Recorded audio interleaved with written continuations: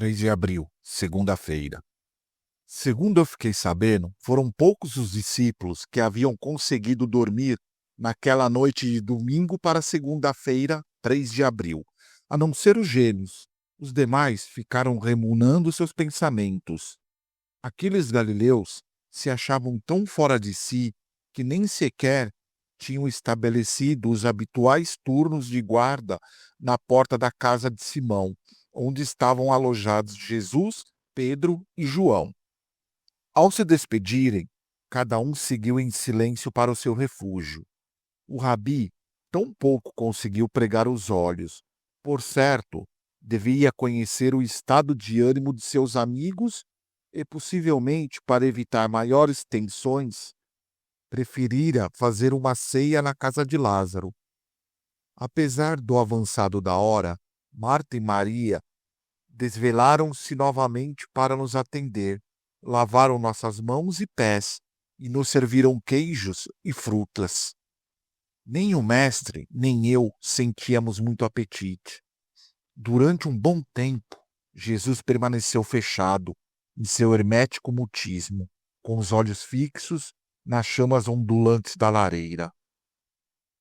Antes de Maria se retirar para dormir, pedi-lhe que aceitasse os frascos de essência de nardo, que havia comprado pouco antes com a ajuda de André. Custou aceitar, mas finalmente concordou.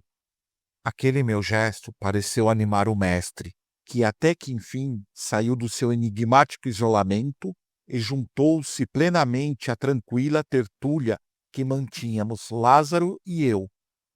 Durante nossa frugal refeição, eu havia descrito ao ressuscitado e às suas irmãs o esplêndido acontecimento que havíamos vivido poucas horas antes. Lázaro, ao contrário dos apóstolos, percebeu imediatamente a transcendência das atitudes de Jesus. Sem esquecer a simbologia, aquela multidão não havia feito outra coisa senão proteger o rabi das garras do sinédrio. Não me cansarei de repetir esse aspecto da questão. Nos evangelhos que eu havia consultado, em momento algum se fala nisso. Sinceramente, ninguém com bom senso e um mínimo de informação sobre o que estava acontecendo naquelas últimas semanas podia deixar passar despercebido que aquela manobra fora uma jogada de mestre do Galileu. Como se diz em nossa época, matara vários pássaros com um só tiro. Ao notar que Jesus se oferecia prazerosamente ao diálogo, aproveitei a ocasião e pedi sua opinião sobre o que acontecera naquela tarde. Tenho estado no centro do mundo e me revelado a eles na carne. Encontrei-os todos embriagados. Não encontrei ninguém sedento. Minha alma sofre pelos filhos dos homens, porque estão cegos de coração. Não veem que chegaram vazios ao mundo e tencionam sair vazios do mundo. Agora estão bêbados. Quando vomitarem seus vinhos, se arrependerão.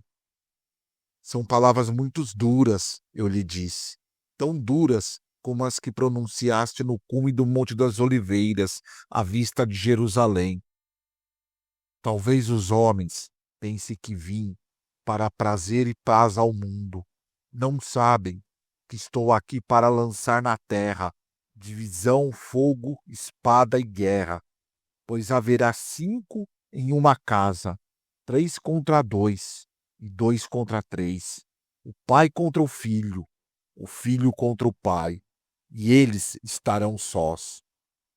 Muitos em meu mundo, acrescentei, procurando fazer com que minhas palavras não soassem excessivamente estranhas para Lázaro, poderiam associar essa frase sobre o fim de Jerusalém como o fim dos tempos.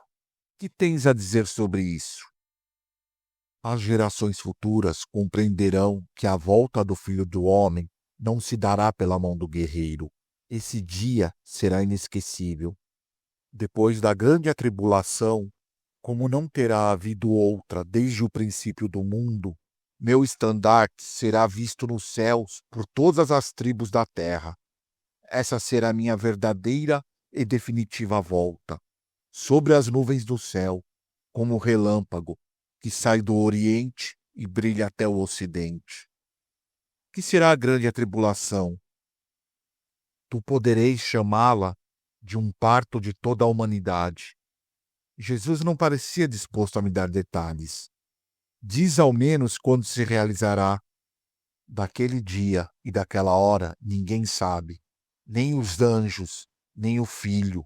Só o que posso dizer é que será tão inesperado que muitos serão pilhados no meio de sua cegueira e iniquidade.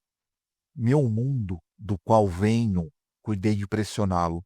Distingue-se precisamente pela confusão e pela injustiça. Teu mundo não é e nem é melhor nem pior do que este. A ambos falta só o princípio que rege o universo, o amor. Dá-me ao menos um sinal para que saibamos quando te revelarás aos homens pela segunda vez. Quando vos desnudardes, sem sentir vergonha, quando tomardes vossas vestimentas, as colocardes sobre os pés como as crianças, e as pisoteardes, então vereis o Filho do vivente e não temereis. Lázaro, afortunadamente, continuava identificando o meu mundo, como a Grécia. Isso me permitia continuar interrogando o mestre com certa margem de amplitude. Então retornei. Meu mundo está ainda muito longe desse dia. Aliás, os homens são inimigos dos homens e até do próprio Deus. Jesus não me deixou prosseguir. Estais então equivocado. Deus não tem inimigos. Aquela frase incisiva do Nazareno trouxe-me à memória muitas das crenças sobre um Deus justiceiro que condena ao fogo do inferno o que morre em pecado. E foi o que lhe disse. Cristo sorriu, balançando a cabeça negativamente. Os homens são hábeis manipuladores da verdade. Um pai pode sentir-se aflito com as loucuras do filho, mas nunca o condenará a um mal permanente.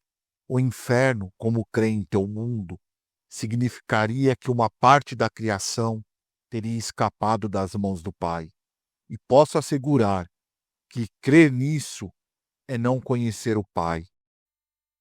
Por que então falaste, em certa ocasião, de fogo eterno e ranger de dentes? Se falando por parábolas não me compreendes, como então posso ensinar-te os mistérios do reino? Em verdade, te digo que aquele que aposte forte e se equivoque, sentirá como lhe rangem os dentes. É que a vida é uma aposta. Disseste tudo, Jazão. Uma aposta no amor. É o único bem em jogo desde que nasce. Fiquei pensativo. Aquelas eram palavras novas para mim. Que te preocupas? Perguntou-me Jesus. Sendo assim, que podemos pensar dos que nunca amaram? Não existem tais pessoas. Que me dizes dos sanguinários, dos tiranos? Eles também amam, à sua maneira. Quando passarem para o outro lado, levarão um bom susto. Não entendo. Eles se darão conta, ao deixar este mundo, de que ninguém lhes perguntará por seus crimes, riquezas, poder ou beleza. Eles mesmos, e só eles, se convencerão de que a única medida válida no outro lado é a do amor. Se não amaste aqui em teu tempo, somente tu te sentirás responsável. E o que ocorre com os que não tenham sabido amar? Queres dizer, com os que não tenham querido amar? Novamente me senti confuso. Esses, amigo, prosseguiu Rabi, captando minha dúvida, serão os grandes enganados e, em consequência, os últimos no reino do meu Pai. Então teu Deus é um Deus de amor? Jesus pareceu zangado. Tu és Deus? Eu, Senhor? Em verdade te digo que todos os nascidos levam o selo da divindade. Mas não respondeste à minha pergunta. Deus é um Deus do amor? Não o fosse, e não seria Deus. Nesse caso, devemos excluir de sua mente qualquer castigo ou prêmio? É a nossa própria injustiça que se volta contra nós. Começo a intuir, mestre, que tua missão é muito simples. Será que me engano se te digo que teu trabalho consiste em deixar uma mensagem? O Nazareno sorriu satisfeito, pôs sua mão sobre meu ombro e respondeu: Não podereis ter resumido melhor. Lázaro, sem fazer o menor comentário, assentiu com a cabeça. Tu sabes que meu coração é duro, acrescentei. Poderias repetir-me essa mensagem? Diz ao teu mundo que o Filho do Homem só veio para transmitir a vontade do Pai, que todos sois seus filhos. Isso já sabemos. Está seguro? Diz-me, Jazão, que significa para ti ser filho de Deus? Senti que tinha sido pego de novo. Sinceramente, não tinha uma resposta válida. Nem mesmo estava seguro da existência desse Deus. Eu te direi, interveio o mestre com grande doçura. Ter sido criado pelo Pai supõe a máxima manifestação de amor. Ele dá tudo sem pedir nada em troca. Eu recebi o encargo de recordar isso. Essa é a minha mensagem. Deixe-me pensar. Então façamos o que façamos, estaremos condenados a sermos felizes? É questão de tempo. É necessário que o mundo entenda e ponha em prática que o único meio para eles é o amor. Tive de pensar muito sobre a minha pergunta seguinte. Naquele instante, a presença do ressuscitado poderia constituir um certo problema.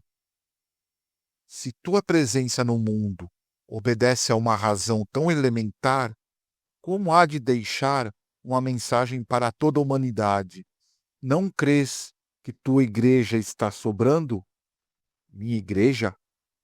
Perguntou por sua vez Jesus, embora, em minha opinião, ele tivesse entendido perfeitamente. Não tive e nem tenho a menor intenção de fundar uma igreja tal como tu pareces entendê-la. Aquela resposta me perturbou demais. Mas tu disseste que a palavra do Pai deveria ser estendida até os confins da terra.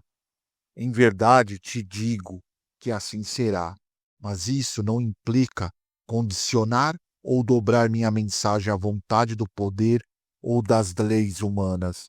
Não é possível que um homem monte 2 cavalos ou que dispare 2 arcos, como não é possível que um criado sirva a 2 amos, senão ele honrará um e ofenderá o outro. Ninguém que esteja bebendo vinho velho deseja naquele momento beber vinho novo.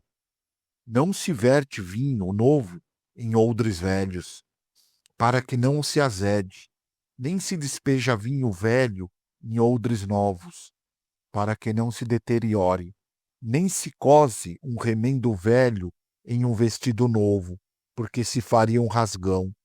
Da mesma forma te digo, minha mensagem só necessita de corações sinceros que a transmita. Não dá palácios ou falsas dignidades e púrpuras que a cubram. Tu sabes que não será assim.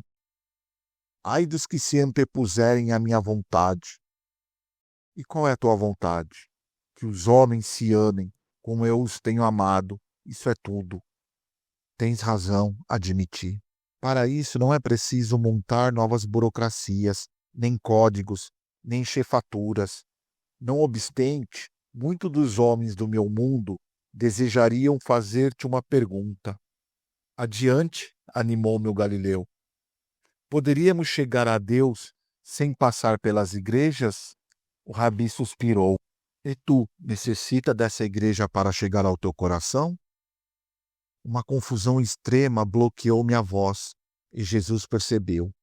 Muito antes do que existisse a tribo de Davi, irmão Jazão, muito antes do que o homem fosse capaz de se erguer sobre si mesmo, meu pai havia semeado a beleza e a sabedoria da terra. Quem vem antes, portanto, Deus ou essa igreja? Muitos sacerdotes no meu mundo, repliquei, consideram essa igreja como santa. Santa, meu Pai. Santos sereis todos vós no dia em que amardes. Então, eu peço que me perdoes pelo que vou dizer. Esta igreja está sobrando. O amor não necessita de templos ou legiões. Um homem tira bem ou mal do seu próprio coração. Um só mandamento vos é dado, e tu sabes qual é. O dia em que meus discípulos fizerem toda a humanidade saber que o Pai existe, sua missão estará concluída. É curioso, esse pai parece não ter pressa. O gigante olhou-me compassivamente. Em verdade, te digo que ele sabe que terminará triunfando. O homem sofre de cegueira, mas eu vim para lhe abrir os olhos. Outros seres descobriram, já que é mais vantajoso viver no amor. O que ocorre então conosco? Por que não conseguimos encontrar essa paz? Eu já disse que os tíbios e os vomitarei pela boca, mas não tentes mortificar teus irmãos na malícia ou na pressa. Deixa que cada espírito encontre seu caminho. Ele mesmo, no final, será seu juiz e defensor. Então, tudo isso de juízo final? Por que tantos vos preocupais, todos com o final, se nem sequer conheceis o princípio? Já te disse que do outro lado vos espera a surpresa. Tenho a impressão de que tu serias considerado excessivamente liberal para as igrejas do meu mundo. Deus é tão liberal, como dizes, que até mesmo permite que te enganes. Ai daqueles que se arrogam o papel de sabedores, respondendo ao erro com o erro e à maldade com a maldade. Ai dos que monopolizam Deus. Deus, tu sempre está falando de Deus. Poderias explicar-me quem é ou o que é Deus? O fogo daquele olhar tornou a transpassar-me. Duvido que exista muro, coração ou distância que não pudesse ser vencido pelo semelhante força. Podes tu explicar de onde vens e como? Pode o homem pegar as cores nas mãos? Pode um menino guardar o mar entre as pregas de sua túnica? Podem os doutores da lei alterar o curso das estrelas? Quem tem poder para devolver a fragrância à flor que foi pisoteada pelo boi? Não me peça que te fale de Deus. Sente-o, é o suficiente. Eu estaria certo se dissesse o que eu sinto como uma energia? Eu não me dava por vencido e Jesus sabia disso. Vais muito bem. E o que há por baixo dessa energia? É o que não há acima e abaixo, atalhou o Nazareno, cortando meus atrolados pensamentos. O amor quer dizer o Pai, é o todo. Por que o amor é tão importante? É a vela do navio. Permite que eu insista. O que é o amor? Dar. Dar? Mas dar o quê? Dar, desde um olhar até a vida. Que pode dar aos angustiados? A angústia. A quem? A pessoa que lhes quer bem. E se não tiverem ninguém? O mestre fez um gesto negativo. Isso é impossível. Até os que não te conhecem podem amar-te. E que me dizes dos meus inimigos? Todos devem amá-los? Sobretudo a esses. O que ama aos que o amam já recebeu a recompensa. A conversa se prolongaria ainda até já bem alta da madrugada. Agora sei que meu ceticismo em relação àquele homem havia começado a fender. 4 horas mais tarde, como os primeiros raios da manhã, Eliseu despertou-me na véspera. O mestre havia dado ordens expressa aos discípulos para saírem cedo para Jerusalém. Por volta das 7 horas, 2 horas antes da terceira, apresentei-me na casa de Simão, o leproso. Jesus e os 12 estavam reunidos no jardim. Desta vez, As indicações do rabi foram muito mais concisas.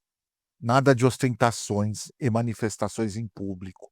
Salvo os gêmeos, Alfeu, os apóstolos não se haviam recuperado da experiência da véspera. Permaneciam mudos e absortos. O fato é que nenhum deles conhecia a intenção de Jesus, e este, por sua vez, não se mostrava suficientemente explícito. Entrar na Cidade Santa, àquela altura, representava uma caixa de surpresas. O sinédrio continuava à espreita, e os íntimos do Galileu não sabiam o que a sorte lhes podia reservar. Por volta da 8, pusemo-nos a caminhar, e Jesus, como sempre, marchava à frente do grupo. Enquanto escalávamos a rampa do Monte das Oliveiras, procurei sentir o ânimo dos discípulos. Como foi diferente aquela caminhada! A alegria e o entusiasmo do domingo haviam se transformado em temor, expectativa e confusão. Havia um pensamento comum na mente daqueles homens. O que fazer? Continuar com o mestre? Renunciar e retirar-se? Mas ninguém tinha coragem suficiente para enfrentar Jesus e expor suas inquietações. Ali pelas 9, o grupo já entrava em Jerusalém. A julgar pelo movimento de pedestres, o número de peregrinos deveria ter crescido consideravelmente. Sem perder tempo, o mestre encaminhou-se para o templo. A proximidade da Páscoa mantinha a esplanada dos gentios em plena ebulição. Os postos e tendinhas estavam mais concorridos do que na tarde de domingo. Centenas de judeus, de todas as classes sociais, apressavam-se em comprar ou trocar moedas, preparando-se para as oferendas obrigatórias, para a paga do tributo ao tesouro do santuário, ou para simplesmente escolher uma vítima sem mancha para a ceia de Pascoal. Gradativamente, por causa dos abusos dos sacerdotes, as pessoas comuns acabaram recorrendo àqueles intermediários, comprando deles cordeiros e aves. A astúcia e a usura daqueles servidores do templo haviam atingido tais extremos que qualquer animal comprado em outra parte podia ser recusado por critérios técnicos. Em outras palavras, os encarregados dos sacrifícios, que tinham a obrigação de examinar previamente cada uma das vítimas, podiam recusar um cordeiro ou um par de pombos pelo simples fato de acharem que a cor do animal não era adequada. Isso representava uma vergonha pública e, o que era pior, a obrigação de comprar uma nova vítima.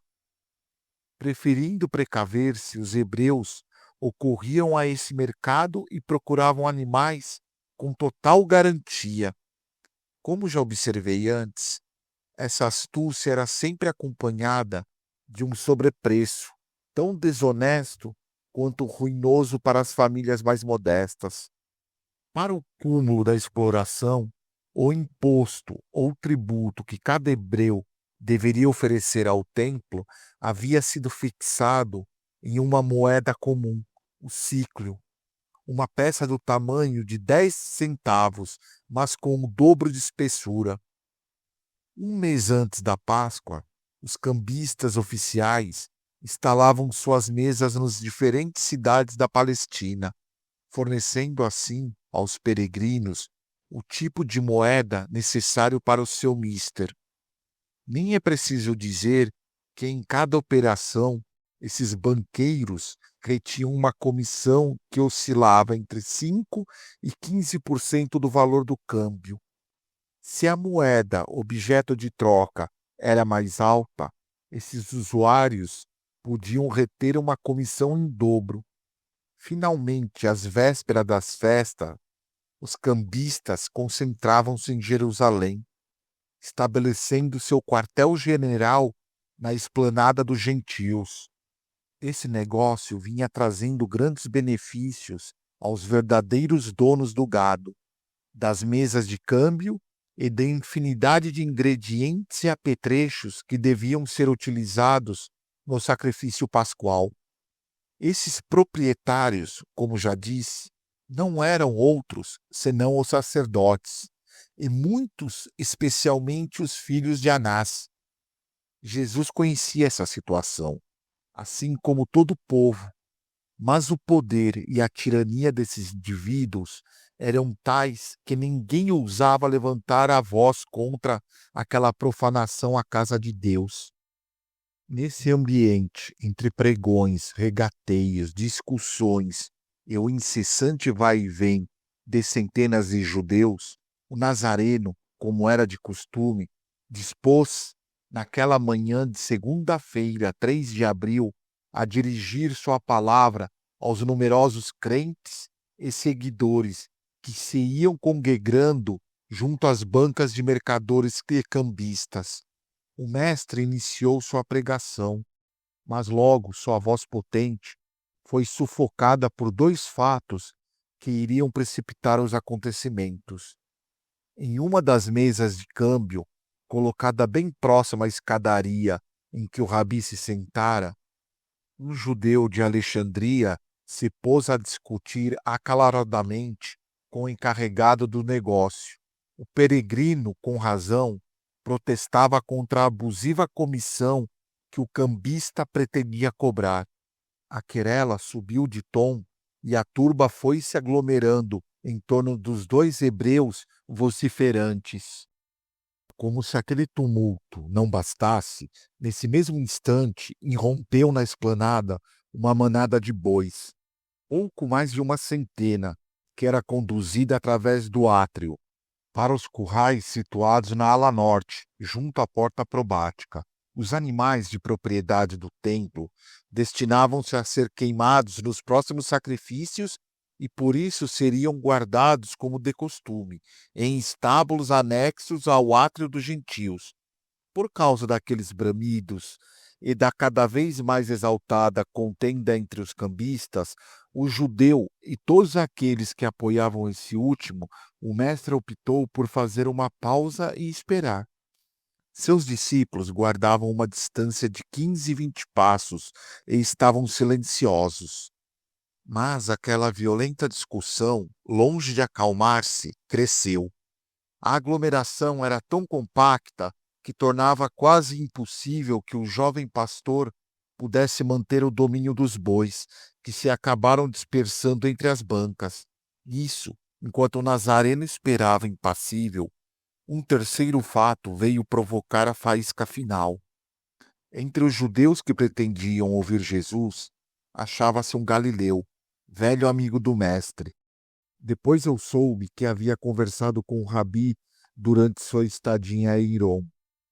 Esse humilde granjeiro tinha começado a ser molestado por um grupo de peregrinos procedentes da Judéia.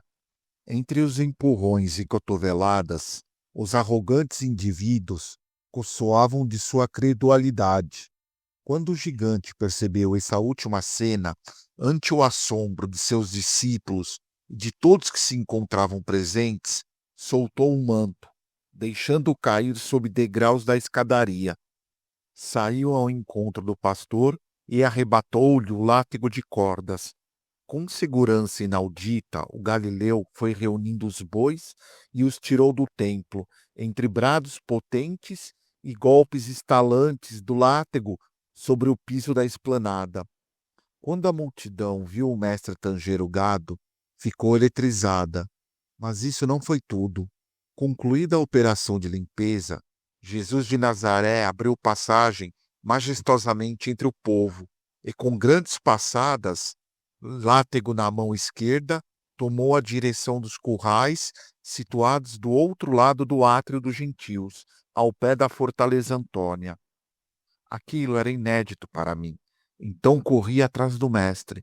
Ao chegar aos estábulos, Jesus, com uma frieza que me deixou sem fala, foi abrindo os portões, um atrás do outro, incitando bois, bodes e cordeiros a se dispersarem. Em poucos segundos, centenas de animais irromperam o átrio, e o rabi, com a mesma decisão e destreza com que havia tangido para fora do templo a primeira manada, dirigiu aqueles animais em direção às mesas e postos de vendas dos cambistas e intermediários. Como era de se esperar, o estouro provocou pânico entre os judeus, que, na fuga atropelada, derrubaram uma infinidade de tendas. Os bois, por sua vez, acabaram por pisotear as bancas, derramando numerosos cântaros de azeite e sal. A confusão foi aproveitada por numerosos peregrinos, que passaram a derrubar as poucas mesas que ainda restavam de pé. Em questão de minutos, o comércio havia sido materialmente varrido. Para regozijo de milhares de judeus que odiavam aquele permanente profanação. Quando os soldados chegaram, tudo estava em silêncio e aparentando completa tranquilidade. Jesus de Nazaré, que não havia tocado com látego um só hebreu, nem derrubado mesa alguma, disso posso dar fé, pois estive muito perto do Mestre. Voltou para o alto da escadaria e, dirigindo-se à multidão, gritou: Vós haveis sido testemunhas hoje do que está escrito nas Escrituras. Minha casa será chamada uma casa de oração para todas as nações, mas vós haveis feito dela um covil de ladrões. Minha surpresa chegou ao máximo quando, antes que o rabi concluísse suas palavras, um grupo de jovens judeus se destacou da multidão aplaudindo Jesus e entoando hinos de agradecimento por sua audácia e coragem. Aquele episódio certamente nada tinha a ver com o que conta nos evangelhos e onde, diga-se de passagem, o Messias aparece como um indivíduo colérico, capaz de golpear e aceitar as pessoas, como já mencionei. Jesus havia pregado muitas outras vezes naquela mesma esplanada do templo e jamais tinha se comportado daquele modo. Ele conhecia perfeitamente os cambalachos e os roubos que se registravam todos os dias no átrio dos gentios, e não obstante jamais se manifestara violentamente contra essa situação. Se naquela manhã de segunda-feira provocara o estouro do gado, e isso só se dera, em minha opinião, como fruto das circunstâncias concretíssimas de uma situação insustentável. Quem não poderia faltar, obviamente, eram os responsáveis pelo templo. Ao tomarem conhecimento do incidente, acudiram apressados até onde estava Jesus e o interrogaram severamente. Não ouviste o que dizem os filhos dos levitas? Jesus respondeu-lhes: Nas bocas dos meninos e das criancinhas se aperfeiçoam os louvores. Os jovens intensificaram então seus cânticos e aplausos, e com isso obrigaram os fariseus a se retirarem. A partir daí, grupos de peregrinos postaram nos portões de acesso ao templo, impedindo que se pudessem restabelecer a troca de moedas e as vendas dos intermediários. Os jovens não consentiam sequer que uma simples vasilha fosse transportada pela esplanada. Talvez o mais triste e desolador daquele incidente tenha sido a atitude dos 12. Durante a calorosa intervenção do mestre, o grupo permaneceu quase encolhido em um canto, sem levantar um único dedo para ajudar ou proteger o mestre. Essa nova surpreendente ação do Galileu lhe havia causado total decepção. Mas se era visível a confusão dos discípulos de Cristo, a dos chefes do templo, escribas e fariseus, não era menor. Aquela havia sido a gota da água que esgotara a paciência deles. Aproveitando que José de Arimateia, Nicodemos e outros amigos de Jesus não se achavam presentes, o Sinédrio realizou uma reunião de emergência para avaliar a situação. Era preciso deter o impostor, sem perda de tempo. Mas como e onde? Os escribas e os demais sacerdotes percebiam que a multidão se inclinava para o Galileu. Havia, ademais, outro fator que não podiam perder de vista: a presença do governador romano Pôncio Pilatos em Jerusalém. Se a prisão de Jesus fosse feita à luz do dia, à vista de milhares de peregrinos chegados de todos os rincões da Palestina e do estrangeiro, poderia haver uma revolta generalizada. E isso acarretaria, com toda certeza, uma violenta repressão por parte das forças romanas aquarteladas na fortaleza Antônia e no acampamento provisório levantado pelos soldados a noroeste da cidade, nas imediações das piscinas de Bezetá. Que podiam fazer então? Durante horas, os membros do Sinédrio discutiram sobre a fórmula ideal de capturar Jesus. Não chegaram, porém, a um acordo. A única resolução válida foi criar 5 grupos de peritos, especialmente escribas e fariseus, que seguissem os passos de Jesus e tentassem confundi-lo e ridicularizá-lo em público, desfazendo assim seu prestígio e influência entre os mais simples.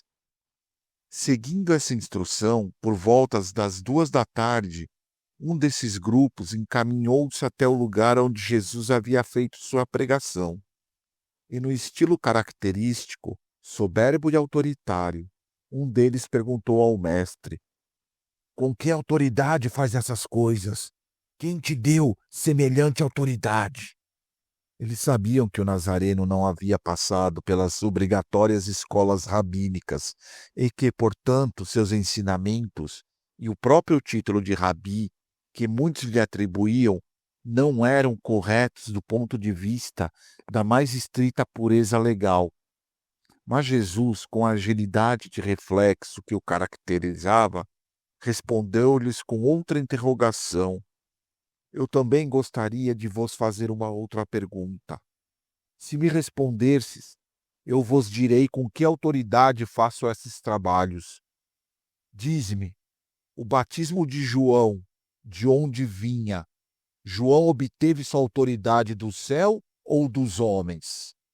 Os escribas e fariseus formaram um círculo entre si e passaram a deliberar em voz baixa, enquanto Jesus e a multidão esperavam em silêncio. Haviam pretendido encurralar Jesus, e agora eram eles que se viam em situação embaraçosa. Por fim, voltando-se para o Nazareno, replicaram: Com respeito ao batismo de João, não podemos responder, não sabemos. A razão daquela negativa era bem clara. Se afirmassem do céu, Jesus poderia responder-lhes: Por que então não credes nele? Ademais, neste caso, o mestre poderia acrescentar que só a sua autoridade procedia de João. Se ao contrário os escribas respondessem dos homens, aquela multidão que considerava João um profeta poderia laçar-se sobre os sacerdotes. A estratégia de Cristo, uma vez mais, havia sido brilhante e categórica, e o rabi, olhando-os fixamente, acrescentou: Pois eu também não vos direi com que autoridade faço o que faço.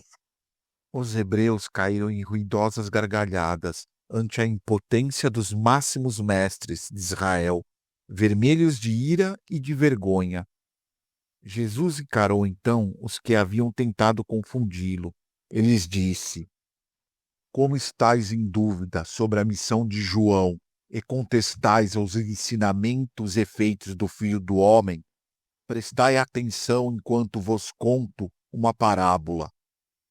Certo grande e respeitoso latifundiário tinha 2 filhos. Desejando que os ajudasse na administração de suas terras, chamou um deles e lhe disse: Filho, vai trabalhar hoje na vinha. E este filho, sem pensar, respondeu ao pai: Não quero ir. Mas logo se arrependeu e foi. Quando o pai encontrou o segundo filho, disse-lhe: Filho, vai trabalhar na vinha. E este filho, hipócrita e desleal, disse-lhe: Sim, pai, já vou. Mas quando seu pai se afastou, ele não foi para a vinha. Deixa-me perguntar: qual desses filhos fez realmente a vontade do pai? Todas as pessoas, com um só homem, responderam: O primeiro. Jesus replicou então, olhando para os sacerdotes: Pois assim eu declaro que os taberneiros e prostitutas, ainda que pareçam recusar o apelo do arrependimento, enxergarão o erro de seu caminho e entrarão no reino de Deus antes de vós, que tendes grandes pretensões de servir ao Pai do céu, mas rechaçai os trabalhos do Pai. Não fostes vós, escribas e fariseus, que crestes em João, mas sim os taberneiros e as prostitutas.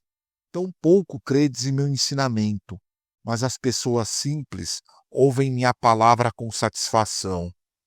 Aquela segunda ridicularização pública obrigou os escribas e fariseus a dar meia volta e entrar no santuário. E o mestre continuou em paz em sua pregação, fazendo a multidão se deliciar. Através de José de Arimateia, soubemos que a cólera dos sacerdotes havia chegado a tal paroxismo que pouco faltara para que os levitas prendessem Jesus naquela mesma manhã. Mas a entrada em cena dos saduceus, que constituíam maioria no sinédrio, retardara novamente os planos dos inimigos de Cristo. Esta casta havia recebido mal e desmateladamente das bancas dos cambistas e intermediários, e pela primeira vez seus membros davam apoio aos planos dos fariseus para eliminar Jesus. Isso significou maioria absoluta na hora de decidir e condenar o rabi da Galileia. Entremetentes, Jesus havia desenvolvido uma segunda parábola, a do rico proprietário que chegou a enviar seu próprio filho para convencer os rebeldes trabalhadores de sua vinha a lhe entregarem sua renda, perguntando aos ouvintes como deveria proceder o dono da vinha com aqueles malvados arrendatários.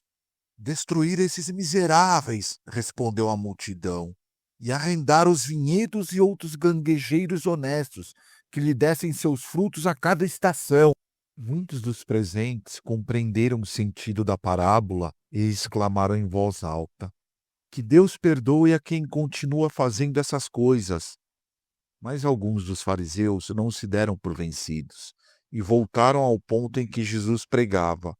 O mestre, ao vê-los, lhe disse: Vós sabeis que vossos irmãos repeliram os profetas e sabeis bem que estáis decididos a repelir o Filho do Homem. Após alguns instantes de silêncio, seu olhar ficou mais intenso e ele acrescentou: Nunca leste na Escritura sobre a pedra que os construtores desprezaram e que, quando as pessoas a descobrissem, fizeram dela a pedra angular? Uma vez mais vos advirto: se continuardes refutando o Evangelho, o reino de Deus será levado para longe de vós e entregue a outros, desejosos de receber boas novas e levar adiante os frutos do Espírito. Eu vos digo que existe um ministério sobre essa pedra. Quem cair sobre ela, ainda que seja feito em pedaços, salvar-se-á.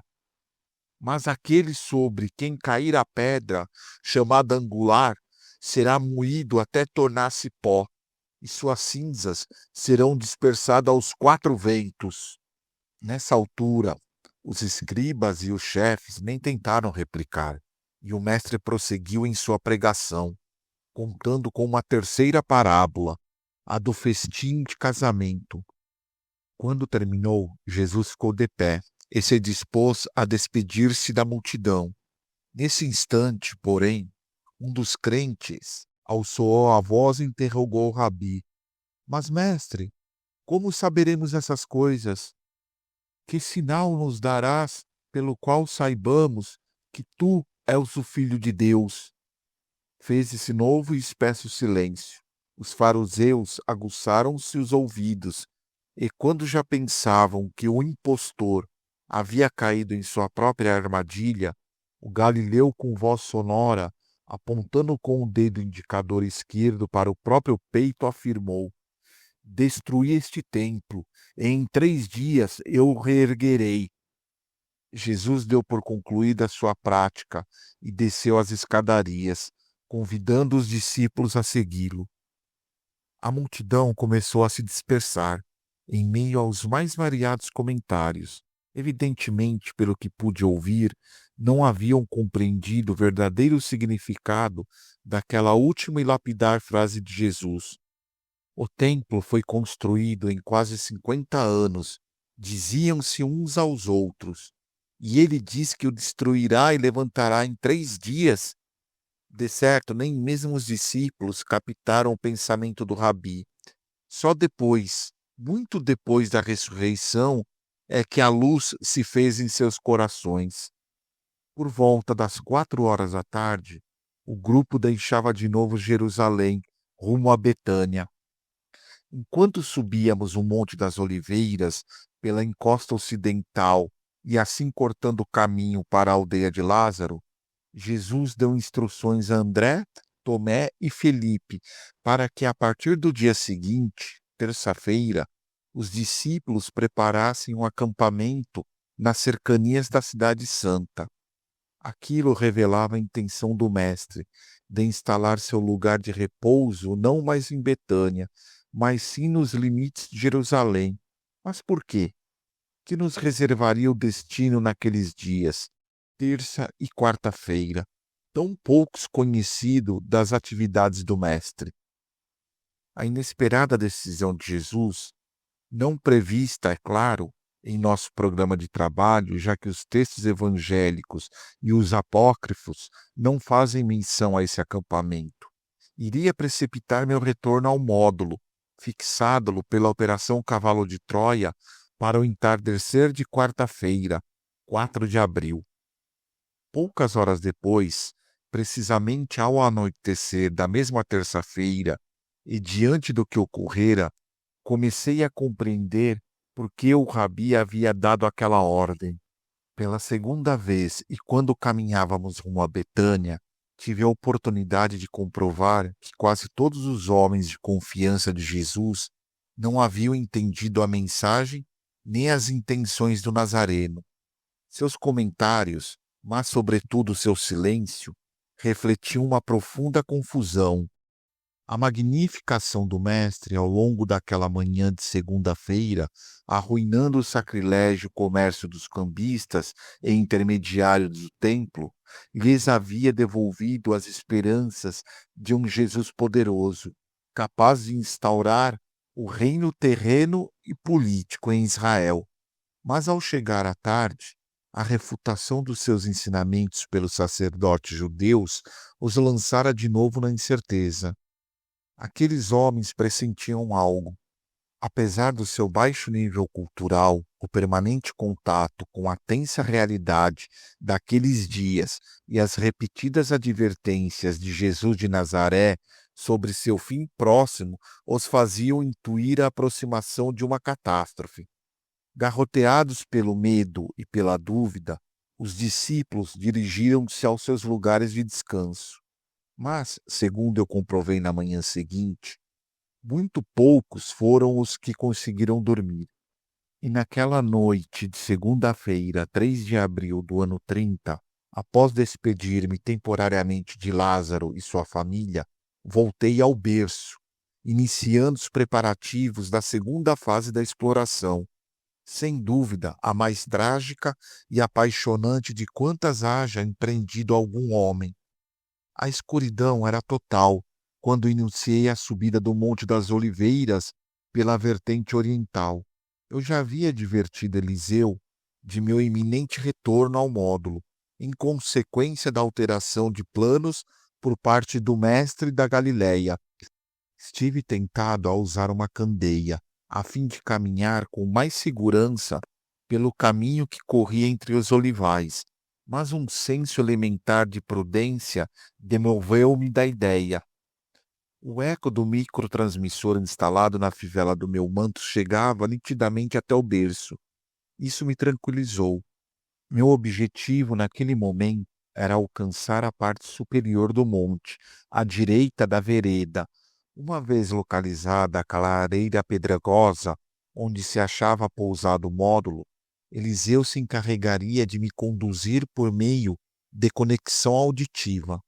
Uma hora antes, quando regressávamos para Betânia, eu já havia procurado ficar para trás, amarrando em um ramo de arbustos, justamente no cume da colina, o pequeno lenço branco que me serviu para enxugar o suor e que eu, como faziam os próprios hebreus, levava permanentemente no pulso direito. Tal como eu presumia, e com natural alívio para mim, não cheguei a cruzar com um único caminhante. Ao distinguir o lenço que ondulava suavemente ao vento, acelerei o passo. Depois de retirá-lo da oliveira silvestre, abandonei o caminho e me internei entre as árvores na direção norte.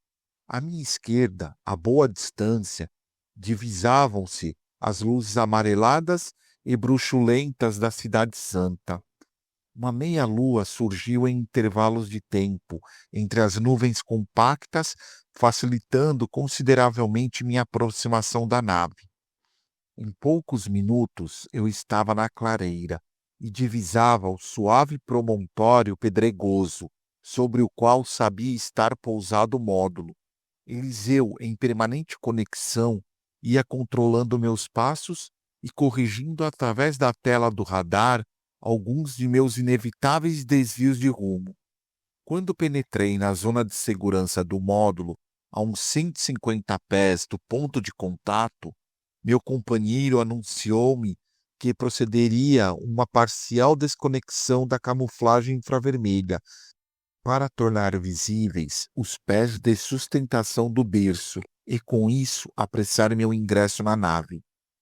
Prontamente, em meio à escuridão e como que cravados nas rochas, apareceram 4 longos tubos que apontavam como fantasmas azulados para a imensidão do céu. Simultaneamente, como um suave assopro, o sistema hidráulico fez descer a escadinha de alumínio. Sem perda de tempo, introduzi-me no trem de aterrissagem do berço e dali para o interior do módulo. Suponho que se alguém me tivesse visto naquele momento subindo por uma escada que aparentemente não conduzia a parte alguma e desaparecendo progressivamente, primeiro a cabeça, os ombros e os braços, e depois o resto do tronco, ventre, pernas, etc., seu susto teria sido considerável, e certamente acreditaria haver presenciado uma aparição sobrenatural. Meu encontro com Eliseu foi especialmente tenso e emotivo. Depois que entrei no berço, meu companheiro camuflou de novo o trem de sustentação. Assegurou-se de que tudo estava calmo em torno da nave.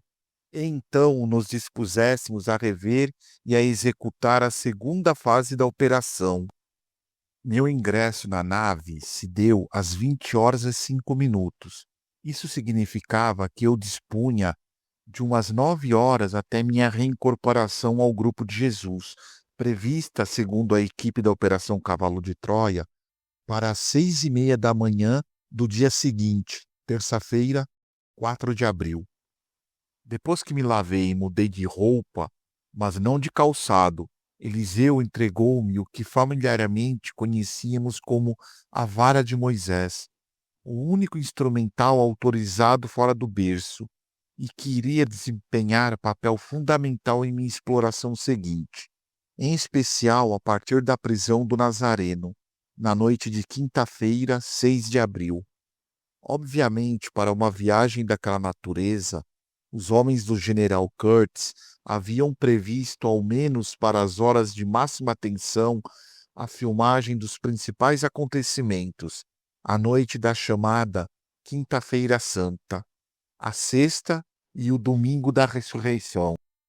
Além da filmagem, a Operação Cavalo de Troia tinha especial interesse no exaustivo acompanhamento minuto a minuto das torturas que o Nazareno sofreria, assim como de suas horas na cruz.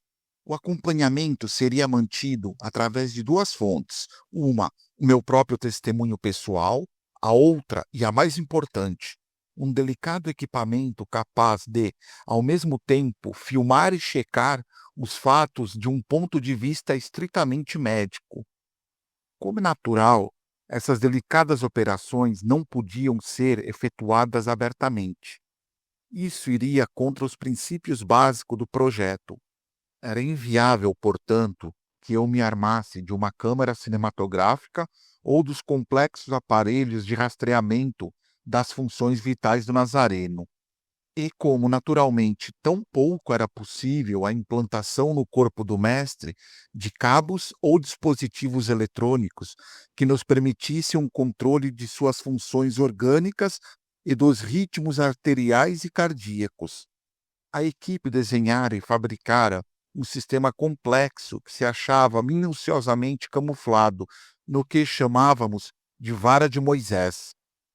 Esse engenho, que irei detalhando de forma progressiva, consistia em um simples cajado de madeira de pinheiro, de 1,80 metros de comprimento por 3 centímetros de diâmetro, com um correspondente arremate superior em formato de arco.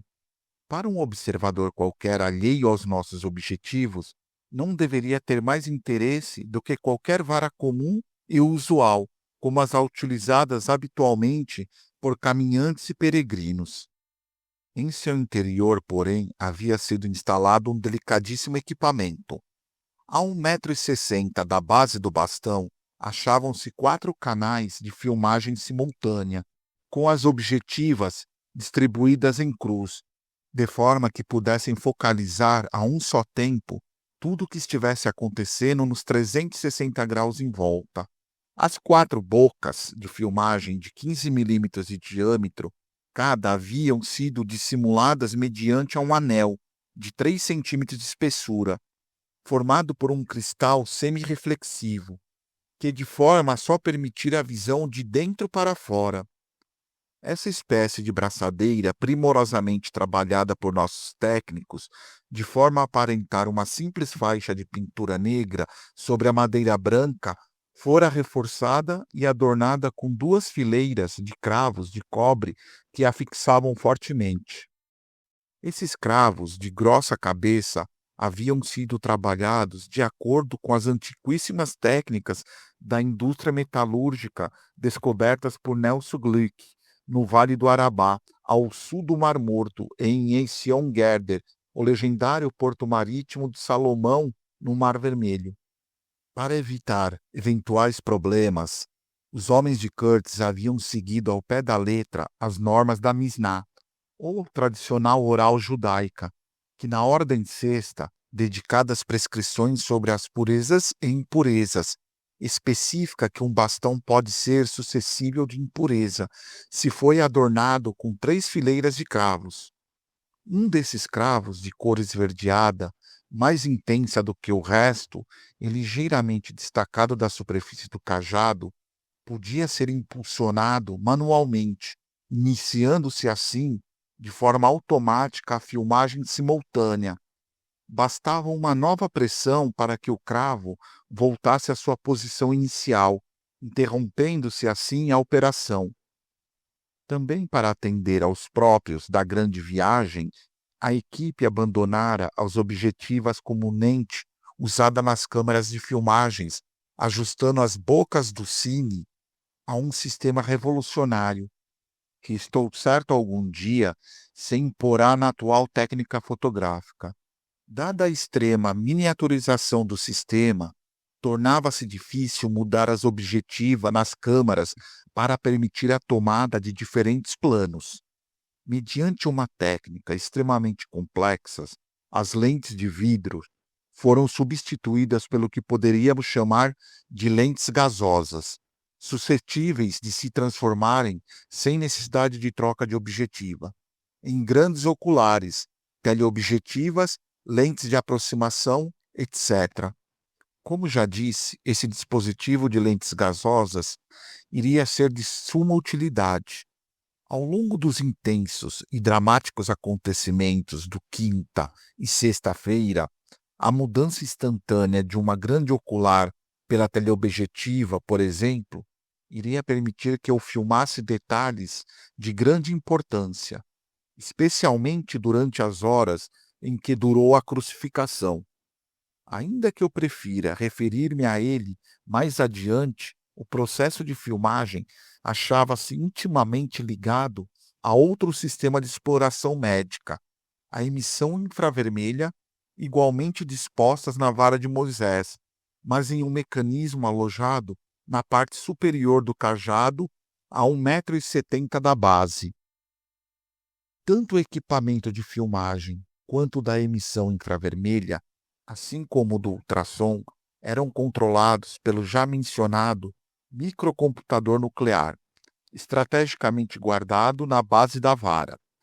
Sua complexidade era tal que, além das funções do controle automático da filmagem, acumulação de filmes, regulagem de emissões, recepção e processamento de ondas ultrassônicas e radiação infravermelha, traduzindo-as em imagens e som, alimentação de geradores de ultrafrequência, etc.